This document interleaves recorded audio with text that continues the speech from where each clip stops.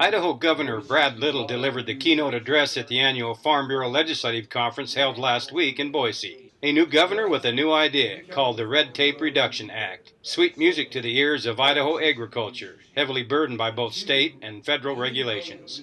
I'm mandating that all our state agencies, whenever they go out to issue a new rule, they either remove two or significantly simplify one and maybe remove another one, just to embed in their consciousness the fact that rules on top of rules on top of rules are a barrier to particularly small business and individual farmers and ranchers.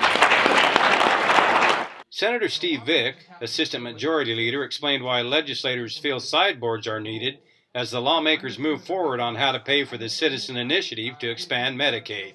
And I think you'll hear a term that we have been using that I think most people in agriculture are familiar with. And that's, we say we want to put sideboards on the legislation. Well, you put sideboards on something because you want to hold it in.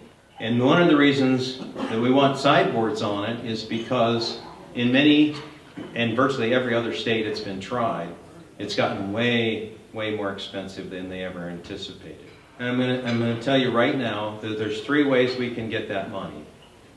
And that is, we can raise taxes, we can cut school funding, or we can cut funding to those who already received Medicaid, the disabled, and the very poor.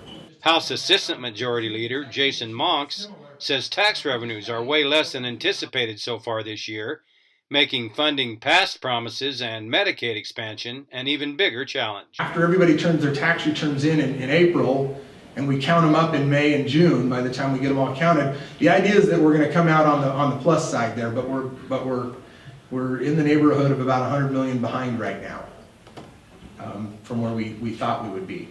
Is that a major problem for us? Well, yeah, being short, a lot of money is a problem. But right now, we're trying to get a few things done.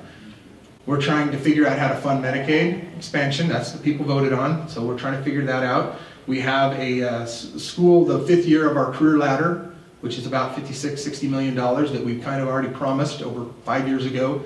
Grocery tax elimination is a big issue out there as well. And we have all these different things that all cost money. And we don't know if that money's going to come in. So right now, that's a real big challenge that we're focusing on right now. Farmers were also updated on the effort to legalize the growing of hemp, which so far appears to be making slow progress as the legislature moves towards adjournment, usually in late March. For the Voice of Idaho Agriculture, I'm Steve Ritter.